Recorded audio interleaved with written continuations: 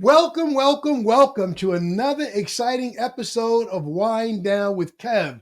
Thank you so much for taking time out of your busy day to join us here on live stream. Whether you're watching on YouTube, Instagram, or Facebook, we appreciate you. Also, big thanks to all of you that have already subscribed, hit the notifications button. We greatly appreciate you. Cannot do this without acknowledging our sponsors, Carol Media and Canopy Connect. Thank you so much. Please reach out to them for all things digital.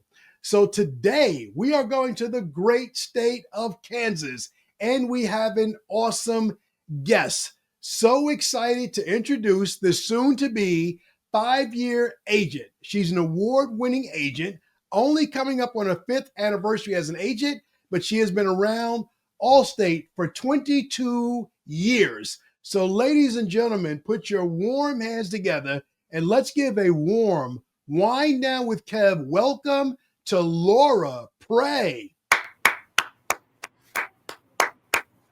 Hey, Laura, welcome to the Wine Down with Kev podcast. How are you today?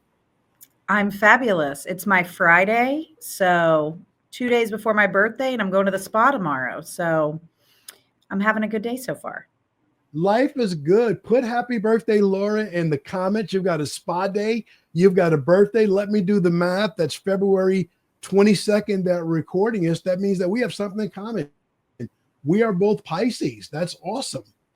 That is absolutely awesome. And I love the fact that this is your Friday and you're treating yourself to a nice spa day. Is this a birthday treat or is this something that you do often? So every year around this time, me and 3 of my girlfriends do a spa thing together, and we kind of choose different places to go because we kind of are spa people. And so we're heading over to Jayhawk Land, which I try not to go anywhere near regularly, but I am heading into Jayhawk territory, and we're going to try out one of the spas there. So it should be nice. And then we'll pop over to Kansas City for some dinner and shopping or something. I love it. Shout out to Kansas City. I think it's the best barbecue in the country. I've been there a few times. I've had the barbecue. Am I okay saying Kansas City is the best barbecue? Is there a Kansas argument on the other side of the Kansas City, the Missouri-Kansas borderline? Okay. So fun fact, Kansas, I would say has the best barbecue, but I'm going to say that the best barbecue is actually south of Kansas City, about 2 hours. So a little known tiny town, 300 people, Williamsburg. It's my original home that I was born in. And fun fact, Johnny Carson used to have the ribs shipped from this tiny little barbecue joint in this little tiny town. He used to have them shipped to him in New York. Oh my God. Shout out to Johnny C. That's Yeah. a big that's a big compliment. You'll have to ship them to me so I can see if I agree or disagree with that. Laura, introduce your award-winning background, but tell the people a little bit about you, something that I didn't say. Oh gosh. Well, I am a mother of 2, which wouldn't be that exciting. And, it'd be like, oh, you're a mom, you own a business, all that fun stuff. But I have one of my children is 10 almost. And then the next one is a baby. So I like to call myself an old mom, but he's trying to keep me young. So that's good. But I have a 17-month-old. Outstanding. And I kept him in the office with me. I brought him for the first year. So when people say like, what do you feel like your turnaround time was? Like, how do you feel like your business has grown and everything? And I'm like, well, when you're doing 2 full-time jobs for a year, when he goes to daycare, you realize that you can literally accomplish anything if you can run a successful business and bring a baby to work. So I'm currently in that realm right now, is a lot of parenting and, child rearing. So spa days with the girlfriends are what keeps me sane, is what I would say. It's needed. It makes sense. And congratulations on the 17-month-old. I think child rearing is both the hardest and the best work in the world. It takes time, take efforts, but the payoff is absolutely amazing. And to have a 10-year-old and a 17-month-old. Kind of sounds a little bit like me. I have three only children. They're pretty far apart. 6 years Yes. between number one and number two, and between one and three, there's 18 years. So definitely Oh my three gosh. only children. So I can relate there a little bit. Yeah. Yeah. It's interesting. They say, I think it's after 8 years apart, then you kind of have a oldest child again. So they're going to have youngest child attributes and oldest child attributes. And I'm like, I have that too. So, and I know me, I'm pretty headstrong. So it's going to be an adventure is what it's going to be, but we'll be all right. I loved it. Well, you've journeyed the first part. You did a year and some change bringing the baby to work. I cannot imagine anything more challenging, and the ability to work without a baby there. The job has to be extremely easy, for lack of a better word. No days here at Allstate are easy, but that has to be a little bit easier than doing both. So, Laura, you and I talked offline a little bit about your back journey. 22 years overall with the company, but 5 as an agent. Talk about phase one, what it was like, how you got started, and then talk about the transition. So I'm actually a legacy. So I'm a legacy agent in the fact that my father was an agent with Allstate back in the Sears days, like under the escalator. So I grew up like hanging out in a Sears back in the early mid 80s. I was hanging out he put me in the closet to play while he was, at the counter. But so it was kind of an interesting transition because Allstate clearly has a lot of transitions that happen. And he was a part of the transition of changing them from employees to standalone, own their own business agents. So that's kind of been interesting, it's like full circle where it's then I'm going into it too. And there's all the changes and he can be like, let me tell you about all the different changes that happened in my 30 some years. So I went to work with him right before I graduated college, I went to work with him. He needed some help. He does a lot of ministry work where he travels internationally. And so he knew that I would be consistent. And I was in that phase of like, what do I want to do with my life? Little did I know I was going to be actually really good at it. Like I was good at insurance. I was good at sales and education and everything. So while I always say nobody dreams when they're a kid, like I want to grow up to be an insurance agent, like it sort of kind of happens to you. It really panned out in the way it was supposed to be. So when he sold his agency, he sold it to Brian Green. And Brian was a guy who did marketing, actually. He would do outside marketing and he would come in and see Dad as part of his job. And one day he just came in and said, I want to buy your agency. Wow. Yeah, it was kind of crazy. And so that happened. And so I stayed with the agency. And so it was me and Brian, and we kind of did our thing we had one agency, we grew to a second agency. And then in 2 months, we took over 2 more agencies. So very quickly, we ended up with 4 locations, and I did all of it for the most part. And then as we got really big and we became mega and all that fun stuff, I transitioned more into like training and sales managerial stuff. I mean, I did everything. You imagine it, I did it, including down to new locations where I would pick out all the carpeting and tile and desks and everything. So I did that, but my family is very entrepreneurial. So almost everybody in my extended family owns their own business. Everyone in my personal nuclear family, we all own our own businesses. And so it was always kind of in my blood, as well as, when you're an employee, which is great, I had a great time being an employee, but I saw that it was hard for people to have to decide what things to go to for their kids and make kind of those decisions. Yes. And while I still have to do that as a business owner, I wanted more ability to do that and kind of not feel bad about it, basically being like, no, I did this. I wanted the ability to bring my baby to work with me, like some of those things. So he always knew that I had that, feeling. And so we had talked years before of like when it was the right time, he would sell me one of the locations and I would kind of go off onto my own, and he would kind of help support by just, being a backup for me of being like, please tell me why I did this. Like, explain it to me again, Yes, yes, yes.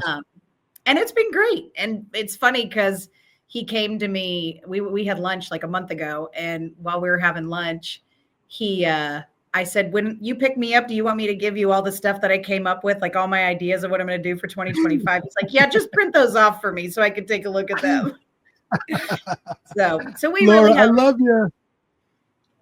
I was going to say, I love your answer. I was literally talking to an agent yesterday that's thinking about hiring.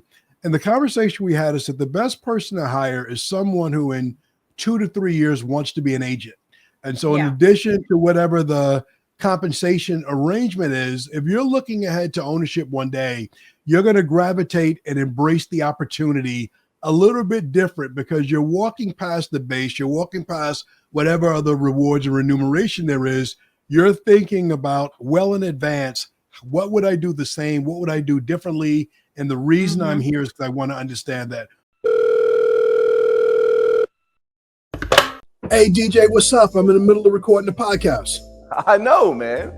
No. Yeah. So, this guy, we want to talk about something different. He's trying to get his website and his Google My Business page going. Yeah, I know.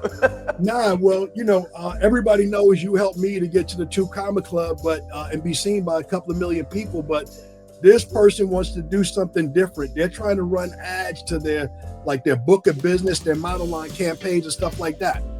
I know, Kev. Oh, man. Well, DJ, talk to the people, man, so I can get back to the podcast. How can you help? Yeah, man. So listen, I can help you by running monoline ads to your auto, your home, as well as optimizing your website, your Google business profile, and your social media outlets. We can do the exact same thing we've done for Kevin over the years and get you in front of millions of sets of eyeballs to help you grow your business. Contact Carroll Media today. Kev, let them know. DJ, I appreciate you jumping in the podcast. Hit up Carroll Media. DJ, I got to go. I got to get back to the podcast. I know. What would you say to that? Was that good advice or very different, on point or off base? I would say 100%. I mean, the best people one of the things that Brian and I we got along about, but there was always, sometimes he'd have to be like, listen, my name's on the door. And what it took me a long time to realize, because with him, I was able to grow up into leadership, But what I learned was I had a lot of ownership. So my name wasn't on the door, but I felt a sense of ownership as a person who wanted it. I had a lot of respect and a lot of loyalty, and I wanted it to be really good.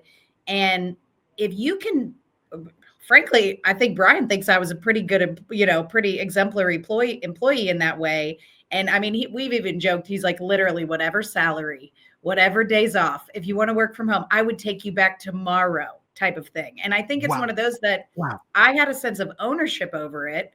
And I think people need that. If they have that buy-in where they feel like, okay, my name's not on the door, but maybe it is in invisible ink underneath it, then those people are going to watch your back. And they're going to come in going, I want the office to look nice. So I'm going to go ahead and pick this up, even though that's not my job or whatever. So I 100%, in a perfect world, my next hire would be somebody who's like, I'd love to take over this agency so you can maybe go do some other things that interest you as well. And then that way you can just be the business owner who works on the business and not as much in the business as I do right now. So 100%, I think that's great advice. I love it. And I love that you said 2 really powerful things that, people want me to ask you. I can kind of sense when those jewels are really dropped and I have to dig further. You said this allowed you to grow into leadership. Being a leader of an agency doesn't come with a book of instructions. There's rules and guidelines that we need to abide by, but leadership is something different. And so can you expand upon what you mean by grow into leadership? I feel like when you grow into leadership and you start all over when you then take over the business ownership, right? It becomes a whole new thing. So I did it for, 16 plus years in one realm. And then I had to turn around and start over again and kind of take what I learned and then go, okay, now how do I do this as the person who can do the hiring and the firing? Before I could suggest it. Now I have to be the one who decides it and pulls the trigger on it, right? So I just think that growing into leadership, I mean, you have to learn about which battles to go into. I mean, back in the day, it was so funny. Brian would sit down with me about my reviews and he'd say, all right, like, you're a little harsh sometimes. Like, you go at employees, like, because I had such a sense of ownership that it was like, listen, let's do it my way until you tell me a way that works better, because my way's been working for a long time. And he's like, I think people want to know that they have the ability to do it a different way. And it took me a long time to be like, oh, not everybody's like me. Like, I'm a completely different worker than maybe XYZ is. And I have to recognize that they're not going to come into work the same way I'm going to come into work. It's not wrong. It's just, that's how they do it. Yes. We talk a lot in my friend circle about everybody has a different size plate. So when you say, well, my plate's really full, we kind of joke like, some people's plates might be a dessert plate, and it doesn't mean that it's wrong. It's just, that's how much they can handle. Yes. And then the joke with my husband is he's like, you don't even have a dinner plate. Like, you have the charger that's under the dinner plate. Like, and then so many people get used to me being able to take on so much that my goal for 2025 was delegate, because I am not a delegator. Yes. I'm like, I know how to do it. I'll just finish it because I can do it faster.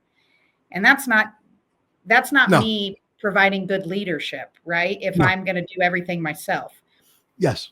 That's another leadership growth opportunity, go from doing it to delegating it. But that's another podcast for another day. So let me ask you this. You're doing this for a while. What do you love about being an Allstate agent? What do you love the most? Oh my gosh. The education of it is really what I've always loved. Who doesn't love saving somebody money, right? So that's easy. That somebody said something at one of the forums that I went to that was like, if it was easy, everybody'd do it, right? So of course, everybody can call up Progressive and save X amount of dollars potentially, right? So saving money is great. I always want to be able to save people money, but I want to go the extra step and make sure that I always say to people, if you leave this conversation knowing one more thing about insurance than you did when you came in, then I did my job right. So that's really what I want. So I really like the education piece. I want to make sure people understand how the little nuances work. I mean, I had a friend of mine's house burned down to the ground in the last month, and he was with Progressive, which is fine. Like, everybody's got home insurance, so I'm glad he has home coverage, but he had already called them to work on the claim, but he called me for me to explain the coverage to him. And he's like, I know you don't have to do this, but I just trust you to actually tell me what this stuff means. And that was huge to me. And now he's going to be buying a new house, and he's like, oh, I'm never going with the big box store again type of thing. Like, I need somebody who I can locally speak to, who's going to shoot me straight type of thing. So really, well, you have given me, go ahead. I just mean the education is hands down the thing that you I have like given me. No, I love it. And you've given the reason why I'm doing these 50 podcasts with 50 agents in 50 different states. That's the singular reason right there. I'm in the business approaching 4 decades, but there's some things that are very unique about buying insurance in Kansas that I don't know. So if I were a big box or a .com, I'd have no business selling insurance in Kansas because there's some unique risks, and you want to be able to hold someone's hand and walk them through when the house burns to the ground. So help me with this conversation. Each person I talk to, no matter what state they're in, there's some unique risks. So talk to me about some unique things in Kansas that's really important that you make sure you educate and prepare your clients for. Oh, man.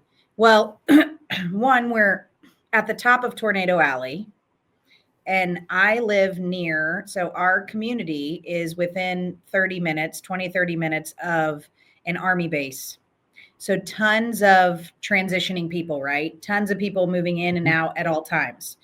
So that education piece is important, especially with the military people, because they're told 1,000 different things every 3 years, and they've constantly got to remember what all that stuff is. But the number one thing that they're nervous about is they're like, are there going to be tornadoes? And so that's always one of those that it's like, okay, listen, like, you're going to probably hear about more tornadoes than you're actually going to experience. Yes. Like you're going to hear about them. Don't let that be the thing that freaks you out. Like, we're going to have plenty of tornado watches and warnings, and you just need to make sure you've got a safe place. But the likelihood of it really affecting you, not the end of the world. What is going to affect you is going to be wind and hail. Because Yes. Fun fact, if you didn't know, we're a little house on the prairie, right? So Yes. we have nothing to keep us from the elements.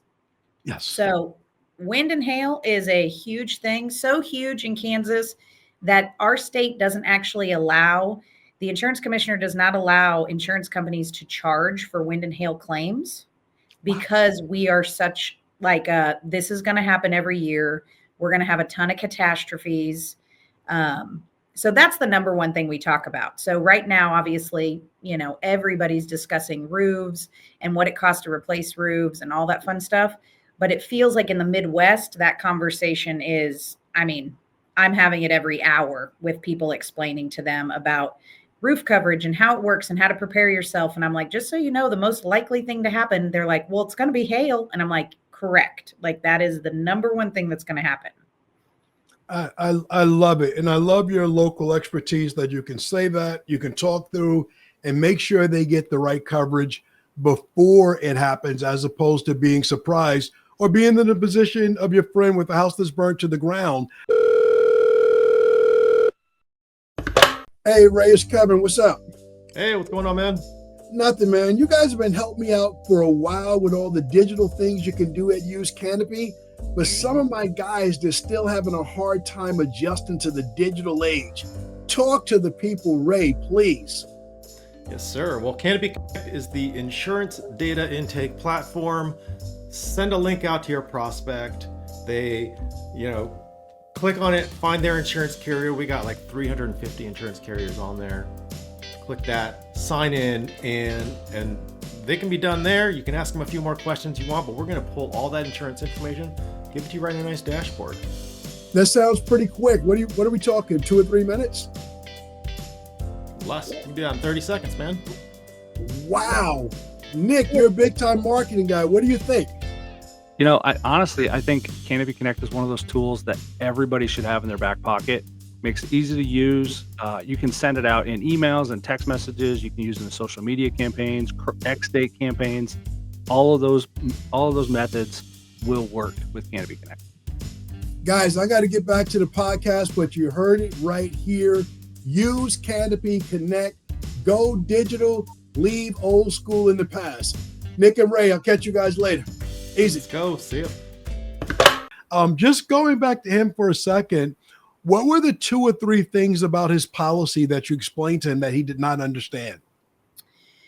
So, a lot of people don't realize that when let's say worst case scenario, your house gets taken out, which I always say it burns to the ground or taken out by tornado, because that's the easiest thing to say to somebody, that they can wrap their head around, right? I always tell people you do not have to rebuild your house in the same location. Okay. You can clean that lot off and you can sell it, but you're going to come over here and you can go buy 80 acres somewhere and build your house out there. Like, you do not have to build that. That's a huge deal. A lot of people do not realize that they don't have to build it. The other thing they don't realize is that they don't have to build the same house. The amount of people who have 2-story homes who are like, oh, I'm getting a little older. I wouldn't want this house. And I'm like, well, if your house burns to the ground, you don't have to rebuild the same house. Like, you can rebuild a completely different type of house as long as it's like, kind, and quality. And then the other thing I definitely had to go over with him was I had to go over the additional, like the BISREL, the extended limits. He didn't understand how that worked. So he was like, well, I see it's on here, but what's that mean? And I went through explaining that to him, and in an odd turn of events, they were already trying to sell their home. So their home was for sale and they had already found a new house to buy. So it was this weird scenario that they're already closing on their new house, quicker than they would have been, because of the fact that their house burnt down in a strange, odd turn of events. But, that's what happens in insurance, weird, odd, strange things. I love it. I love it. You and I can talk insurance language and jargon, but for any consumer listening that doesn't understand, expand on BISREL for a minute, just to talk about the extended limits. So I'm a human and you're a human, and we're putting it into a computer program. We're putting in the square footage. We're putting in the bathrooms and the quality of the bathrooms. Are they customized? Are they builder's grade? I'm trying to ask, I'm putting in how big their garage is and what kind of windows and ceilings and all the different stuff, right? But I'm a human, so I'm going to put it in to the best of my ability. The people I'm talking to are going to put it in the best of their ability as lay people who don't really understand insurance. And then I'm going to use the county information. But Yes. what if 4 years down the line, and even though I've done policy reviews and even though I've kind of reached out, that person has now finished their basement and they didn't tell me, or, whatever. So there's going to be things on a policy that has changed, a person's house that has changed. And if they have a major catastrophe and they go, well, my basement was finished, then that extra 20% is going to kind of kick in as a buffer to take care of some of those things that could have changed along the way. Or maybe we just missed altogether because we're humans and the computer program told us one thing and we thought it, whatever, you could miss a bathroom, like, let's say. So that additional 20% is going to kick in if there's just differences in building costs. Think about COVID. I mean, Yes. my house, for a perfect example, in 1 year, once they got the replacement cost estimator figured out, at my renewal, my house typically would go up. The property insurance adjustment might go up $5,000. So maybe my house is going to cost $5,000 more to build in 1 year than it is in the next. Right. My house that year went up $70,000 That's a big number. because the building cost changed that dramatically. Yeah. And really, I mean, I built my house. And so when I have people come to me for building a house, like, I'm kind of an expert on it. And I can tell them, this is what it's going to cost to build this house in this area. Yes. And so, so basically I call it the buffer zone. And some people definitely want it. And there's some people that I say, I don't know if this is something you're going to need, and we have that conversation. A lot of times it has to do with age. There's people who are in their 80s. I just talked to one earlier this week and I said to him, would you rebuild your house? And he's like, no, I'm going to go live in an apartment. And I was like, well, then don't pay for this coverage because you do not need this. You're never going to, this is never going to get put into the equation if your house burns to the ground. And so he didn't take it, and I'm like, that was the right move for you. But for a lot of other people, that's something that they definitely need. More evidence of the beauty of your expert knowledge and experience. So pre-call, you talked about you're coming up on your 5th anniversary. Would that be March 1st? March 1st. So you start your agency March 1st, 2020, and 2 weeks later, the world ends. Yeah. What was that transition like? Well, I had just had beautiful custom cabinets in a completely remodeled office that was now decorated by a lady and not a man. So it was beautiful. And I had new staff and they said, you got to go home. And I just was like, what? Like, you want me to go home? But nobody knows what they're doing. Yes. So we did 2 months at home and then we came back. And luckily, the way my office is structured, we all had a lot of space. So we could easily space out and it wasn't really too much of a concern. So we were home for 2 months and we made it work. It worked. It wasn't ideal, but it worked. I love it. I love it. I love it. So let's stay with insurance in Kansas. How hard is it to get a license? Or for someone that's listening to this podcast, they love everything you're saying, they like to come work for you. How hard is it to get a license and get started in Kansas? So just like any other state, you got to pass a test, right? So you've got to take a property casualty test. There's obviously additional lines that kind of come with that if you've taken it. You can take a test that's only for property or only for casualty, but really in the end, you got to have both to be able to do what you got to do in the offices. One of the things that's a little bit different, I don't know how many states require this, but we didn't back in the day, 100 years ago when I became an agent, but now they require you to have fingerprints done. So to speed the process up, what I have learned over time is if I have somebody out there studying for a test and they're like, okay, I want to move forward with this. So I kind of help them. I I typically, as of right now, use WebCE. I have a pretty good, I feel like that program is very workable. But if they're out there studying, I'll say to them, hey, one of your days that you're studying, run over to the next town and do your fingerprints, because for some reason there's no place to do your fingerprints here in town, which is, we're a nice sized city. So I don't know why that is, but we have to drive 45 minutes to Topeka to do it. Wow. Couldn't tell you why. So I tell people, run and do those. And that way you're ahead of the game by one step and you have it done. And basically once you do your fingerprints, it kind of just sits off in la la land. Like the state knows that it's there, but you haven't actually done anything. No. And then once you take your test and you pass it, you call up, the insurance commissioner's office, and then it kind of marries the two things together and they run their stuff and do all the fun things. I love it. It's pretty easy. There's so much I can say about that merger of fingerprints and government work and getting to where you need to go at the pace we work, but I won't go. It doesn't help anybody. March of 2020, you build a beautiful retail location designed by a woman, not a man. Yes. And fast forward to today, you're very digital. I love your presence on social media. When you think of your agency, you think of your journey starting with your dad in Sears, the agencies you helped Brian build, where you are today. Do you think of your agency as a retail business, a digital business, or some combination of both? Oh, that's a good question. I would probably say that I would probably still be considered retail, but I play in the digital market, and that's one of my 2025 goals. One of my 2025 goals is to really brand the agency as the agency. Like, I leaned on Allstate for a long time, and that's fine and that's good. And they've obviously got a great reputation. But now when I sponsor my kids' baseball and softball teams, I want it to say my business name and have my business logo, because I want people to call me and want to choose Allstate because of me, not necessarily just because of Allstate.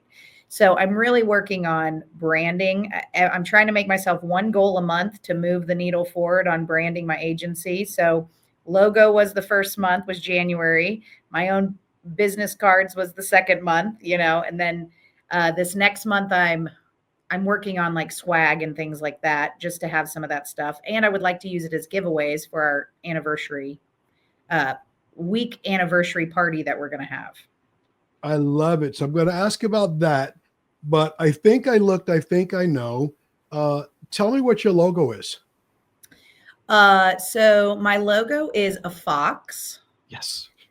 So it's a spiritual thing for us. A fox is our family animal. I don't know if a lot of families have mascots, but my family does.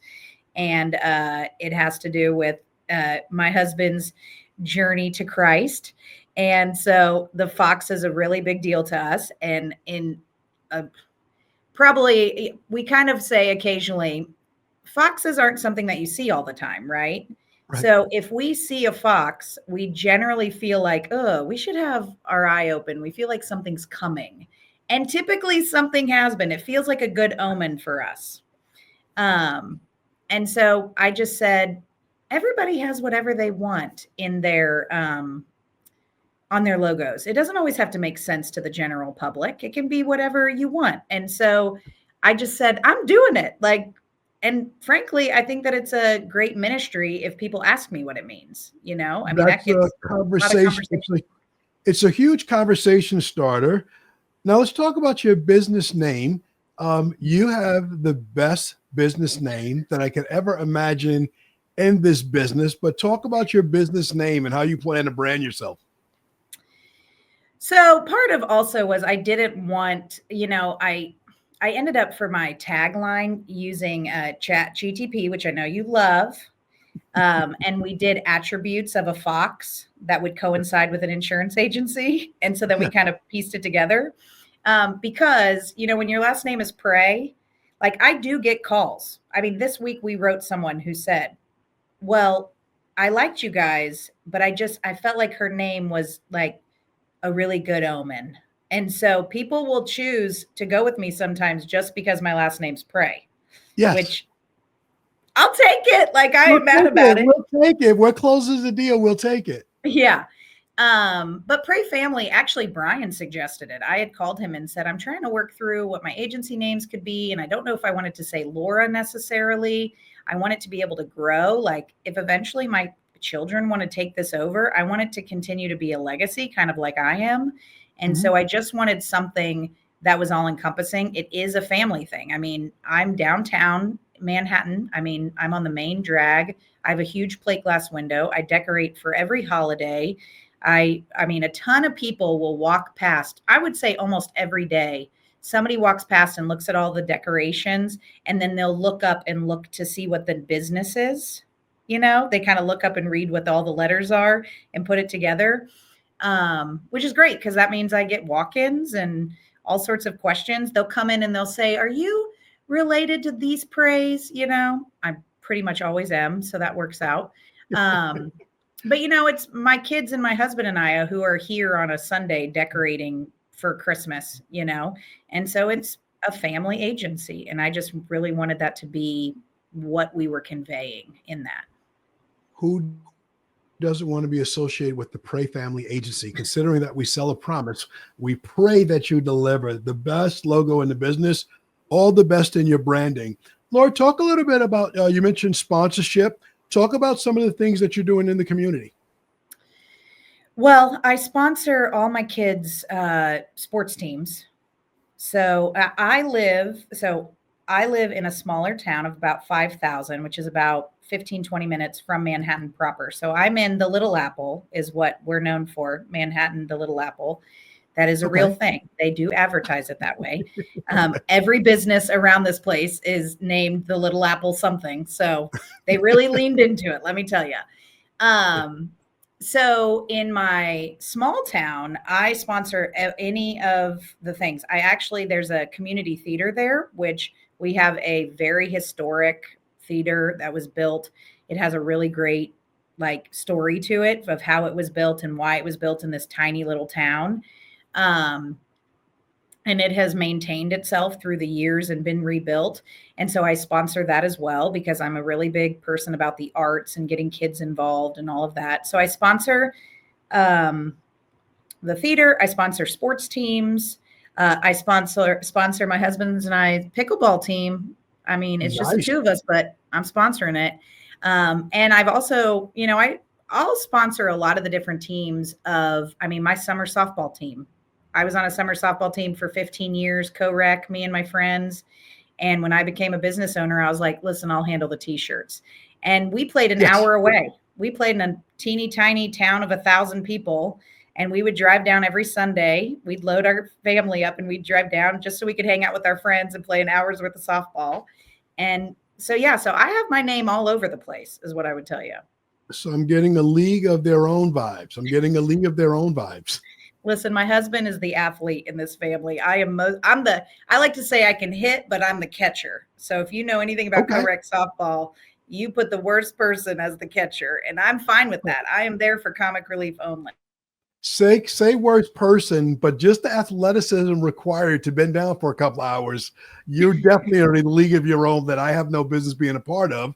But your description on your website, you reference some athleticism. I seen fit and strong nutrition coach. I saw a rugged maniac 5K obstacle race.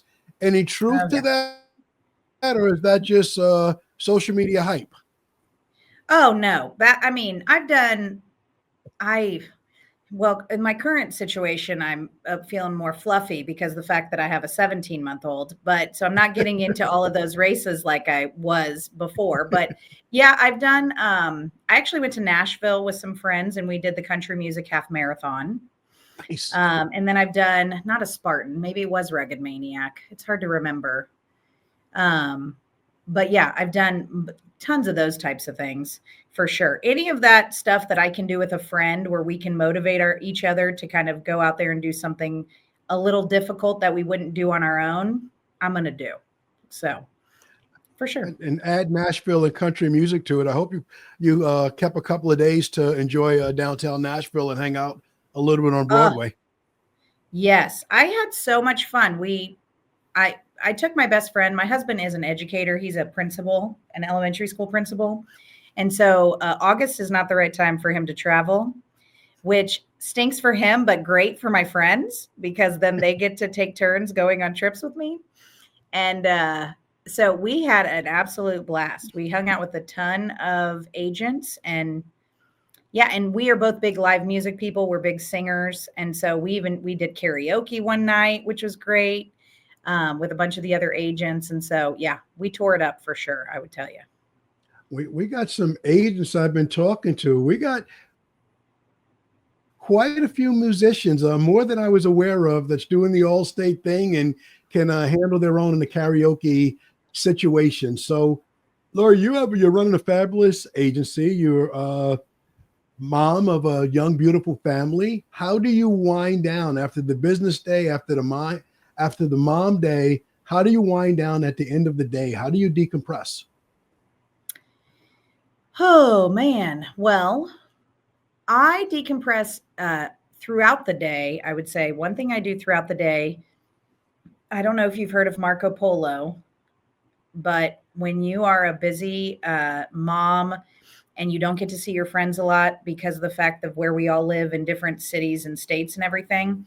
So I don't even know. It's been like 9 years, but we have been using an app called Marco Polo, which is I refer to as video texting. And so this is how I communicate. I don't use the phone a lot, like as in to use the phone and talk on the phone, because I talk on the phone all day. Okay. But I video text my friends throughout the day. So when I came on here, I was listening to one of them tell me some story, and she lives in Missouri. And then I have a friend who's down in Arizona, and she's telling me some story. So a lot of times my winding down is on the way home. I'm listening to 15 messages from my friends and just catching up with their lives. And that probably doesn't sound great to some people, but I am an extrovert. Like, the joke is I never have to be alone, except I do need some time away from my kids. But beyond that, I could always be with someone. So just hearing what other people are doing. And then I like to finish it off with my family and I are big game players. We play all sorts of cards. You pick a card game, I play it. So I even came home last night and it was like, Mom, you're here. Let's play. I mean, I didn't even get my shoes off. And it was like, I've already got your cards ready for you. I was like, okay. So that's a big decompressor for us. Wow. I think Marco Polo is someone in history who I don't recall, but I'm used to being on vacation at hotels where kids play Marco Polo. So that's where my mind went. But the Marco Polo app, it's new to me, and it may be new to many of my listeners and viewers. So, Laura, you have been a fabulous guest. Before we wind down to my last two questions, is there anything that you would like to share that you're working on, you want to talk about that I didn't ask you? So Kevin should have asked me this. This is your opportunity to share. Oh. Well, something I'm working on in the agency is I'm working on our 5-year anniversary week. One of the things that we have is a really good, thriving downtown. And I went to a lot of the other businesses, and they've been donating items. So that way I can do a lot of giveaways. So I'm really trying to up my digital game, like you said. And so so that's one of the big things I'm doing. I just had one of my staffers. She's been with me since the beginning. She actually came with me from Brian's, which again was all part of the plan. And she had her 5-year anniversary. And little did she know that I had planned a whole party. So we did a surprise party and some different stuff to commemorate that. So I'm mostly working on that and to try to get my child to say, like, I love you or something like that. So those are the things I'm really working on right now. Thank you so much for sharing that. Congratulations and all the best in advance. You've shared a few things about your anniversary week. I think that's awesome. I think there's some great takeaways. I think we should celebrate every milestone along the way. Just get together for good occasions. Last question.